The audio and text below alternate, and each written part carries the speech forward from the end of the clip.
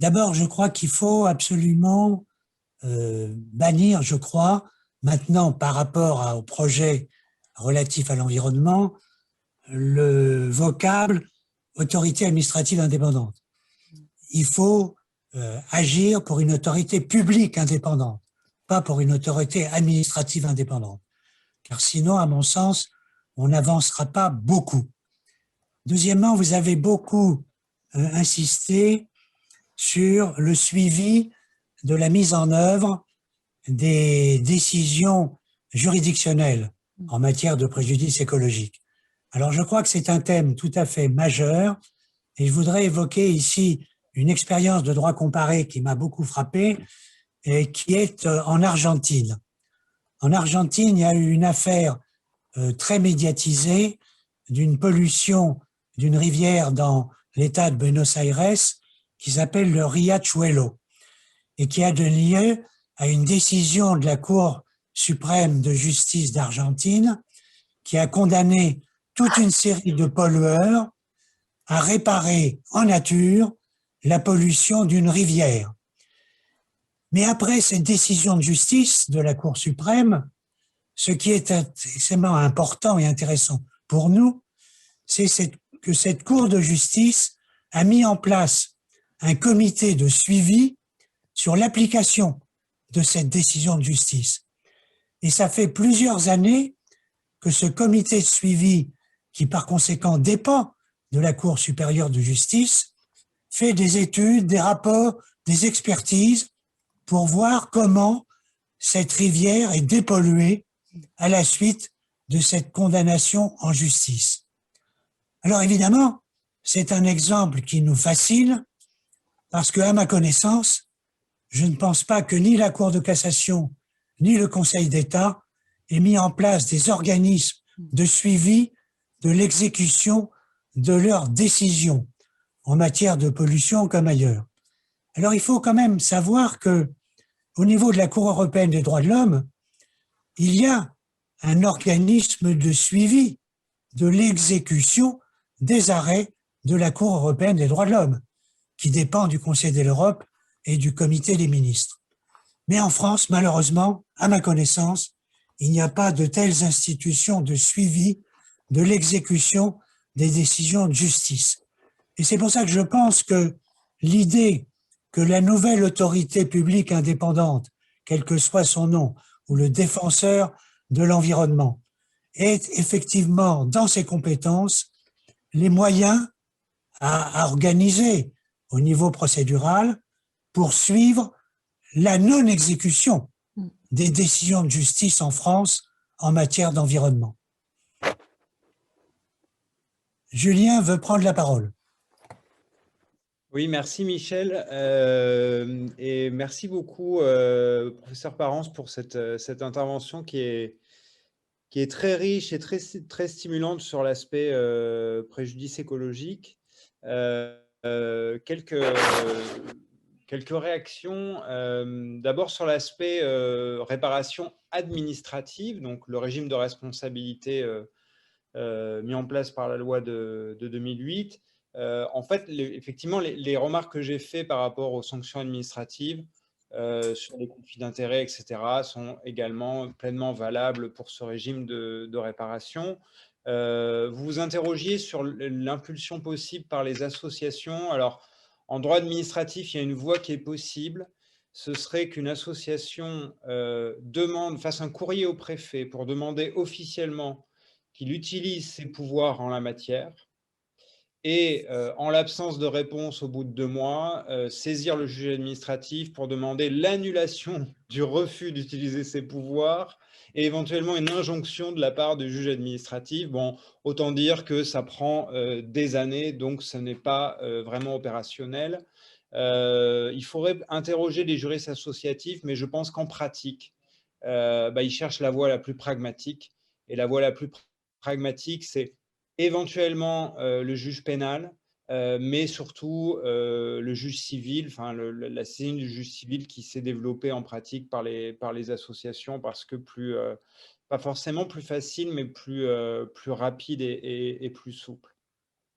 Est-ce que l'autorité publique indépendante pourrait donner une impulsion, enfin exercer finalement ce type de pouvoir? Je suis sensible à l'argument réputationnel. Effectivement, vous avez raison. Aujourd'hui, on n'est plus comme dans les années 80. Néanmoins, bon, personnellement, je serais quand même rassuré que cette autorité publique dispose de cette compétence. Peut-être suis-je traditionnellement trop méfiant à l'égard de l'administration, mais ça me permet de noter aussi que cet effet réputationnel ne joue pas tellement en matière de sanctions administratives. Vous entendez peu, enfin, les sanctions administratives en matière d'environnement, c'est un monde souterrain. C'est-à-dire que ça se passe dans l'enceinte du Coderst, personne n'en entend jamais parler. Et on aimerait bien, de la part du ministère de l'Environnement, davantage de transparence et davantage d'informations, notamment statistiques, j'en ai parlé tout à l'heure, mais sur ce que font vraiment les préfets, les Coderst, etc. Est-ce qu'il y a des retours à la conformité suite aux mises en demeure? Combien, etc. Les rapports de contrôle sur les mises en demeure, etc.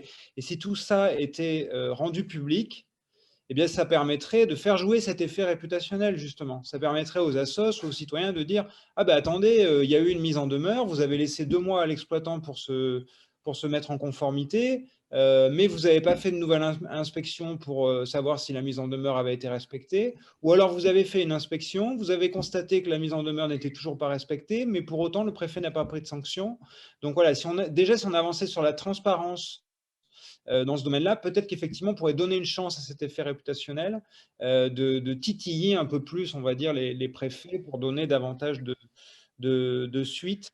Donc, c'est une voie, enfin bon, la transparence, c'est toujours de toute façon une voie d'améliorer le fonctionnement de l'administration. Sur l'aspect judiciaire, je voulais attirer l'attention sur le fait que les associations, et Madame Parence, vous faites partie des auteurs qui insistent souvent là-dessus dans vos écrits, sont vraiment un acteur incontournable, sont un moteur de l'application du droit de l'environnement.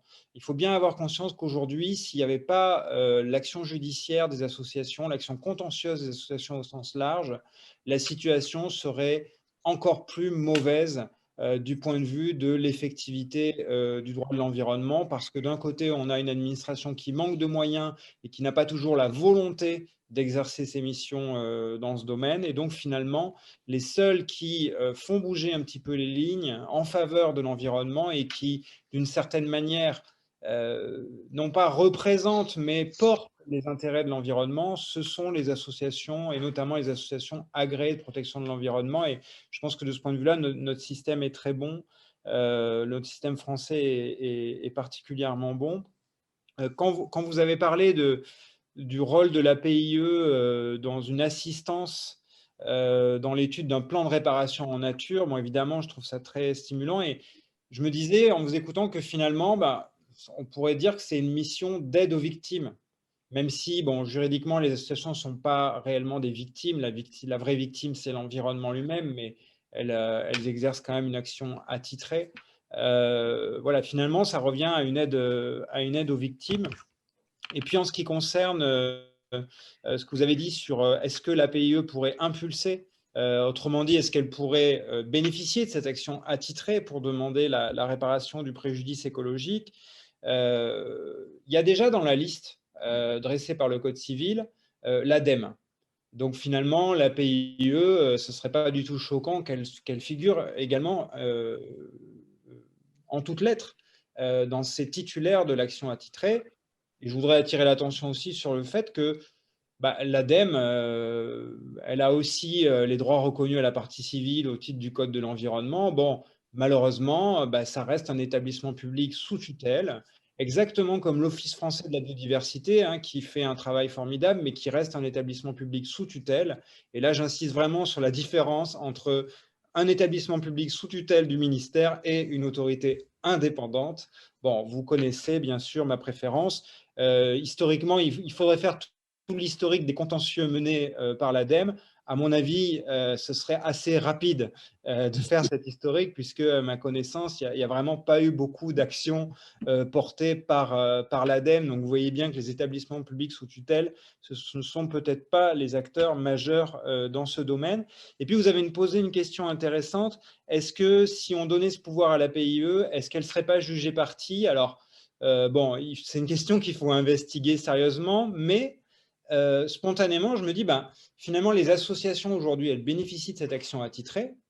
Elles ont la possibilité de proposer des mesures de réparation, mais c'est le juge qui tranche.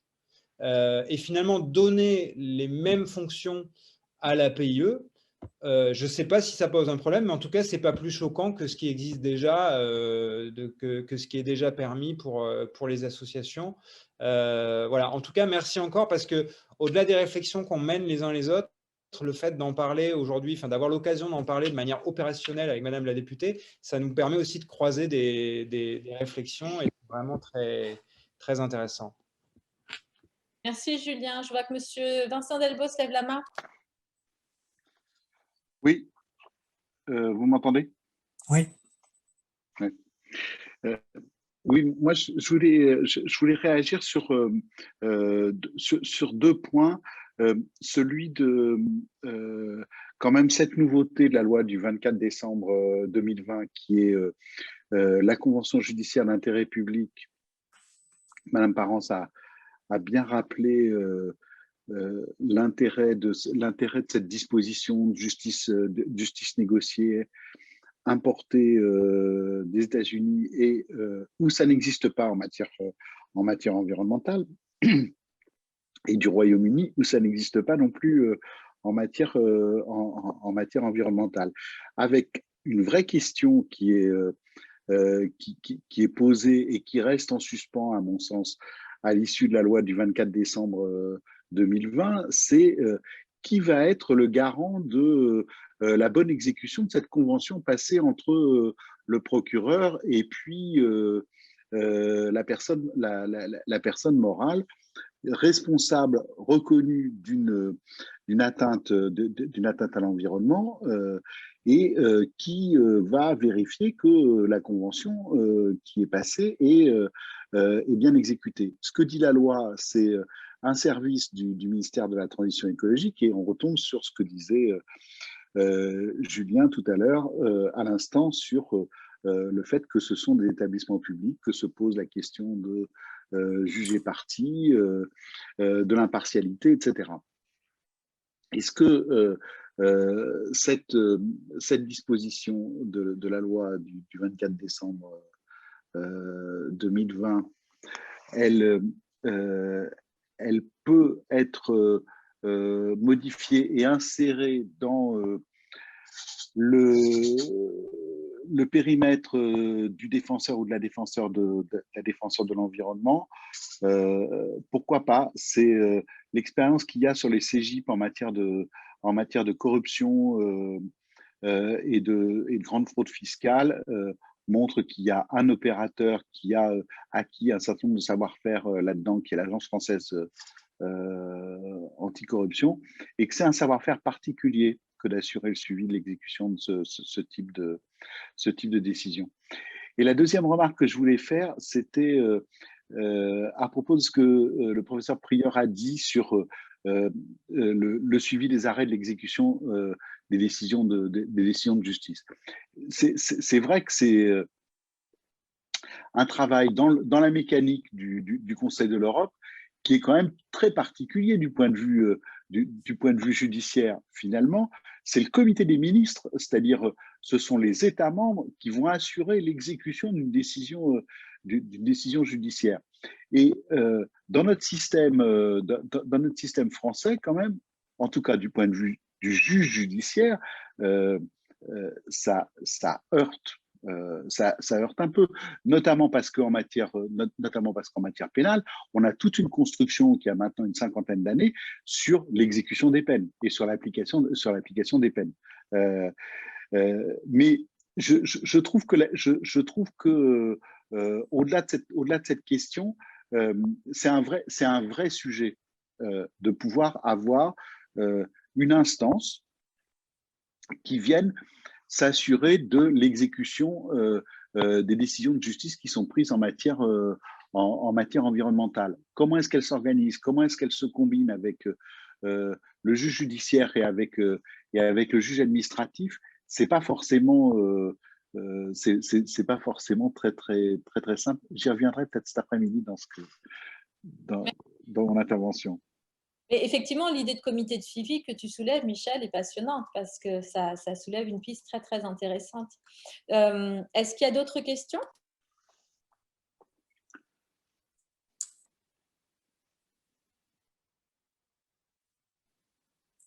Alors, Marie-Pierre Camproux-Dufresne lève la main. Je vais voir, Marie-Pierre, si je peux te... Et Madame la députée a levé la main.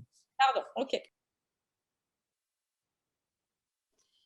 Je me permets très rapidement parce que j'ai auditionné Sébastien Mabille, qui est avocat, et pour évoquer justement cette loi de Noël et voir comment, d'ailleurs, avec le projet de loi climat et résilience, on pourrait imaginer avoir dans le giron de ce défenseur de l'environnement une partie, clairement des personnes en charge de la vérification de la bonne orientation des dommages et intérêts.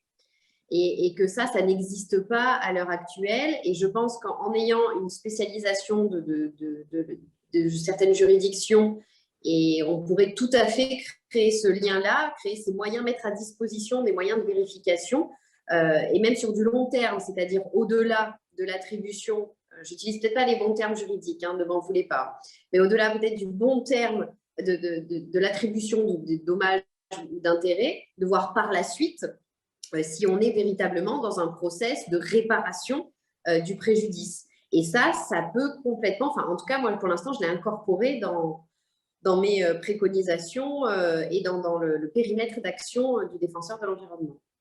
Maintenant il faut le creuser, on est au début, mais... Ouais.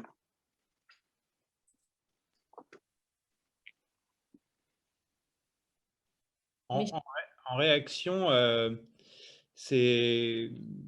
alors ce suivi de l'exécution en matière de préjudice écologique, c'est très important, mais en fait, moi je me dis que c'est vraiment un cadeau empoisonné pour les demandeurs de l'action en réparation du préjudice écologique. Parce que eux, ils impulsent quelque chose, ils obtiennent déjà une décision par un tiers indépendant qui est le juge, qui ordonne la réparation du dommage, mais ensuite, finalement, ils se retrouvent avec une charge immense. Et en plus de ça, on va leur mettre potentiellement un contrôleur de la bonne réparation.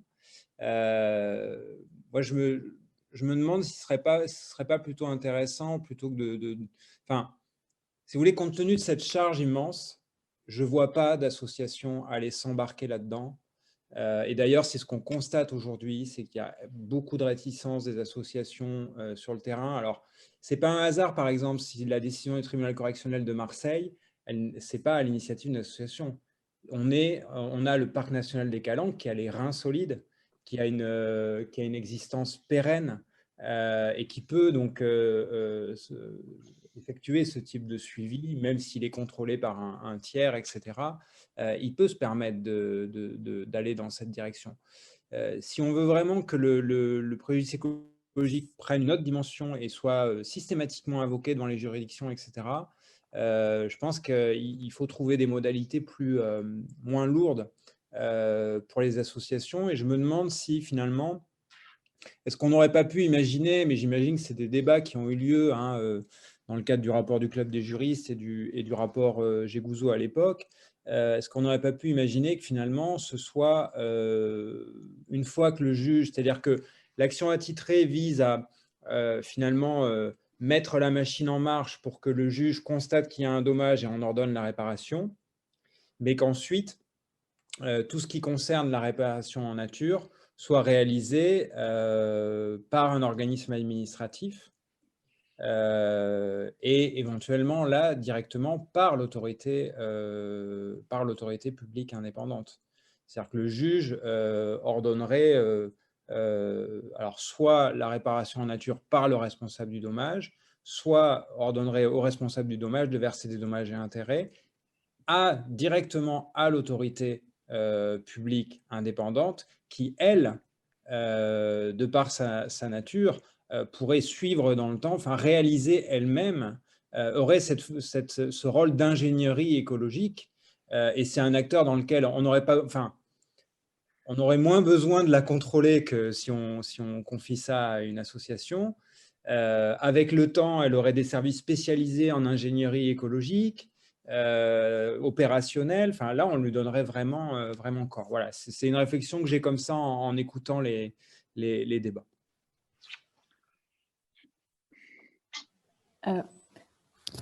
Pour compléter les propos de Julien, peut-être qu'on pourrait réfléchir à une articulation éventuellement avec l'Office français de la biodiversité, parce que est-ce que ce serait embêtant que ce soit la même autorité qui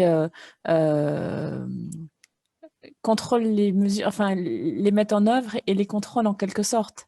Et du coup, est-ce qu'il ne serait pas plus judicieux que ce soit l'office qui les mette en œuvre et l'autorité qui contrôle? Enfin, c'est vraiment un sujet qui doit être creusé.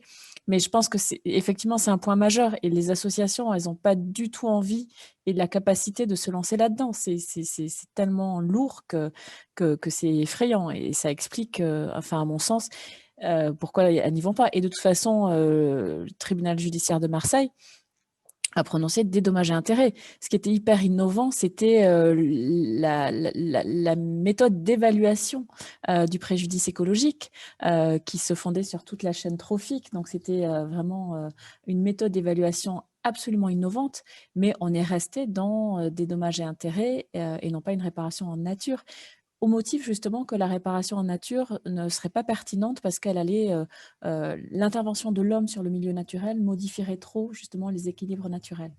Je pense que c'est un point absolument majeur de permettre aux associations de se réengager dans ces conflits parce qu'elles n'auraient pas assumé ce poids-là. Et du coup, comment articuler le choix des mesures et la mise en œuvre, la mise en œuvre et le contrôle?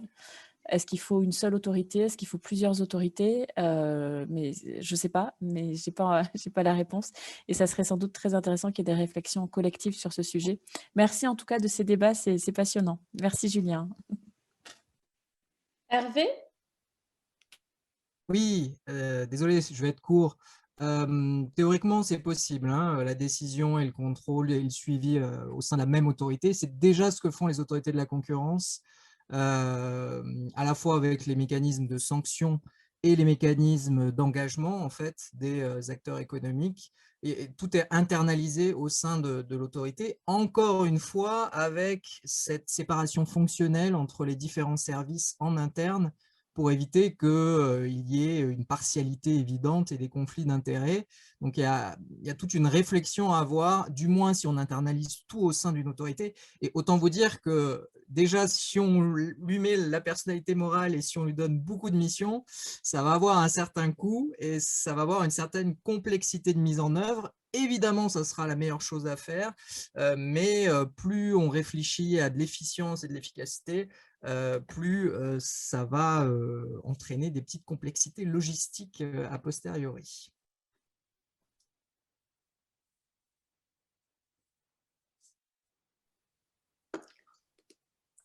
Oui, Hubert. Oui, pour rebondir sur ce qui a été dit, le plus simple dans ce genre de situation, c'est de créer une commission des sanctions. Cette commission des sanctions, elle est chargée, en fait, elle est composée par des magistrats, conseillers de tribunaux administratifs, conseillers d'État ou conseillers à la Cour de cassation, qui permet de garantir l'impartialité. Et tout simplement de créer une zone d'impartialité au sein même de l'autorité de publique indépendante de l'environnement. C'est ce qui se fait dans le domaine de la régulation, ce qui permet en fait de garantir l'impartialité au niveau de la sanction et le cas échéant au niveau du préjudice écologique et de la mise en œuvre du préjudice écologique. C'est tout à fait faisable.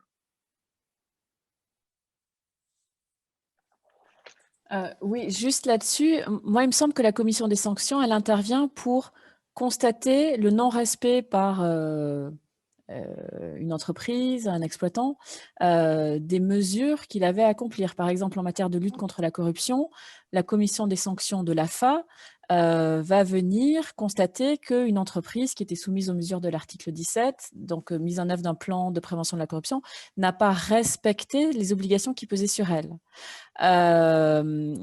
Alors que le suivi de la mise en œuvre d'un plan de prévention de la corruption qui aurait été prononcé dans le cadre d'une CGIP, lui, à mon sens, ne va pas relever de la mission de la commission des sanctions. Il va relever d'autres services de l'AFA. Donc, je ne suis pas sûre que ce soit la commission des sanctions qui intervienne dans une telle hypothèse. Oui, Vincent. Vincent demandait la parole. Oui, oui, pour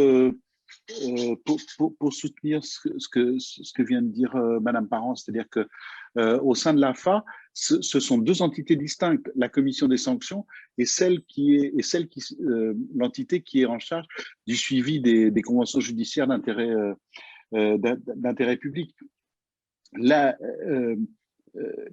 question qui se pose par rapport à la réparation civile du préjudice écologique, c'est effectivement que c'est très difficile d'accès pour les associations, mais que le législateur a prévu quand même un opérateur qui n'a pas complètement joué le jeu, qui était l'Agence française de la biodiversité, qui lui avait les moyens de pouvoir arriver à actionner le dispositif. Et Julien a raison, et vous aussi, Madame Parence, de souligner que dans l'affaire de Marseille, c'est l'établissement des Calanques, donc une structure publique qui a les reins suffisamment solides, qui entreprend cette action.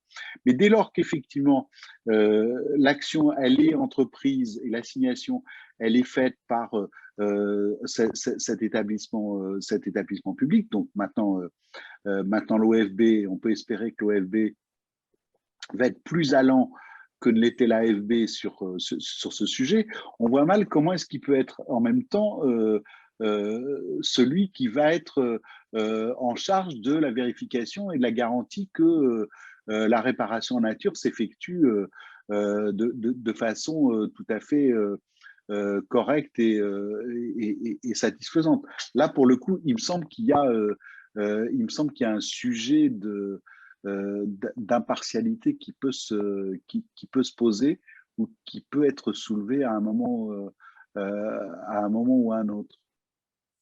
C'est une question. Alors, Émilie, est-ce qu'il y a des questions, je crois, posées par écrit? Tu peux...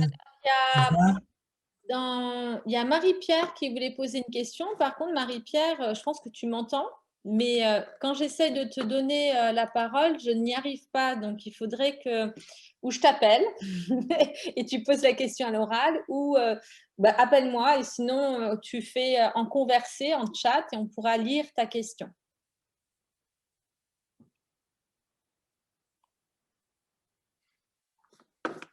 Est-ce qu'il y a d'autres questions en attendant?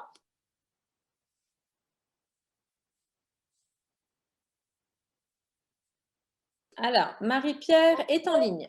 Tu es en direct. Oui, du coup, aïe. Ah oui, il faut que tu enlèves ton son de ton côté. C'est bon? Que vous n'avez pas, vous. Donc, Marie-Pierre Campoudou. Attends, il faut que je coupe mon son, mais comme je ne l'ai pas mis. Voilà, là c'est mieux? Vas-y. Donc, j'essaie de... Strasbourg est plus loin que la Polynésie française. Tu enlèves ton micro et ta vie. Jusqu'à présent, je n'étais pas Zoom.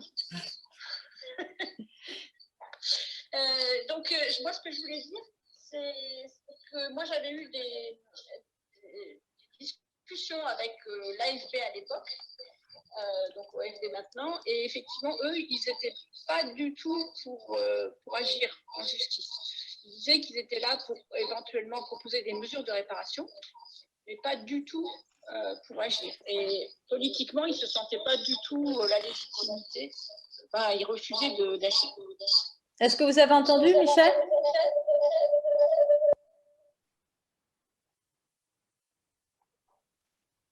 Allô? Oui, vas-y.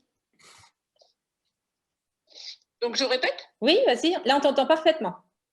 Ah bon, donc je disais juste que moi j'avais discuté avec l'AFB, maintenant OFB, et ils disaient qu'effectivement ils avaient pourtant l'agrément, enfin l'habilitation ou l'action attitrée pour agir en réparation du préjudice écologique, mais qu'ils ne le feraient pas.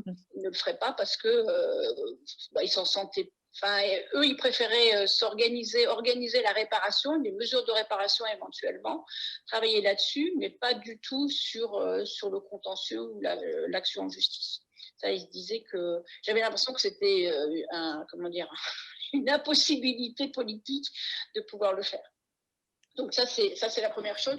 La deuxième chose, effectivement, je pense qu'il faut bien distinguer les possibilités d'aider à faire un projet de réparation, un projet ou un plan de réparation, exécuter ce plan de réparation et suivre le plan de réparation. C'est trois choses bien différentes. Et à mon avis, je suis assez effectivement de ceux qui pensent que le suivi doit être fait par des personnes différentes de celles qui font l'exécution de la réparation. Parce qu'effectivement, c'est quand même problématique. Même si, effectivement, il peut y avoir une autorité indépendante qui a des services internes indépendants différents, je pense que c'est quand même très difficile. Et la dernière chose que je voulais rajouter, c'est qu'effectivement, sur l'action en réparation du préjudice écologique, il y a eu des gros problèmes de démarrage de cette action. Alors, je pense qu'effectivement, c'est complexe, mais c'est surtout effectivement que ni les associations ni les juges étaient aussi formés à ce que c'était que ce préjudice écologique qui a été quand même défini en 2016, et effectivement, c'était pas forcément évident d'appréhender ce que c'était qu'un préjudice écologique, et en plus, maintenant, les mesures de réparation en nature. Donc, il y avait effectivement tout un processus aussi de formation et d'appréhension de ces questions-là. Voilà. Merci beaucoup, Marie-Pierre. Moi, je suis tout à fait d'accord avec tout ce qui a été dit. Alors, Marie-Pierre, tu ne t'es pas présentée. Pour ceux qui ne te connaissent pas, Marie-Pierre Comprou-Dufresne. D'accord, oui, professeur de droit à l'Université de Strasbourg. Voilà. J'interviens la semaine prochaine. Donc, Marie-Pierre est en codirection scientifique de l'événement de la semaine prochaine sur les communs. On diffusera le programme à partir de demain. Voilà. Merci beaucoup, Marie-Pierre. Est-ce qu'il y a des réactions sur ce qu'a dit Marie-Pierre? Oui, Julien. Oui, je pense que c'est intéressant le témoignage de Marie-Pierre sur l'ex-AFB et désormais OFB. L'action en justice, c'est toujours, en tout cas en matière d'environnement, c'est très souvent conflictuel. C'est pas vu d'un bon œil par beaucoup d'acteurs.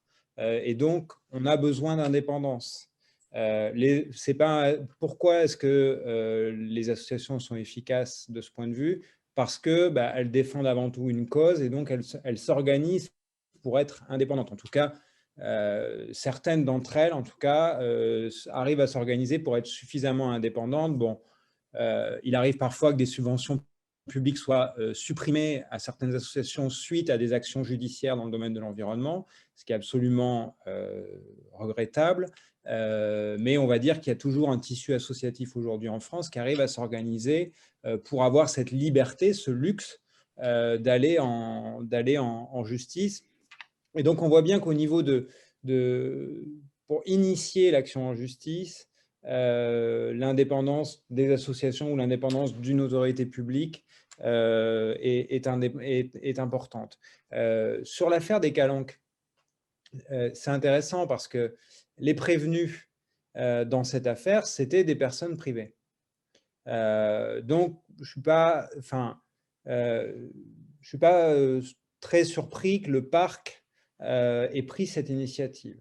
En revanche, imaginez que les dommages à l'environnement soient le fait, par exemple, de collectivités territoriales. Est-ce que là, vous imaginez qu'un parc national va initier ce type de démarche judiciaire? Bon, encore une fois, on voit bien qu'on retombe sur cette question de l'indépendance. Je le souhaite, hein, et je souhaite que l'OFB, par exemple, puisse assurer ce type de mission. Mais on voit bien que là encore, c'est un petit peu comme les préfets, etc.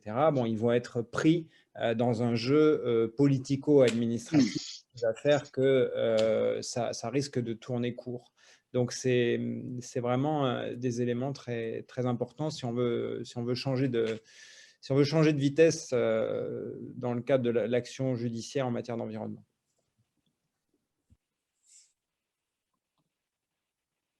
Madame la députée.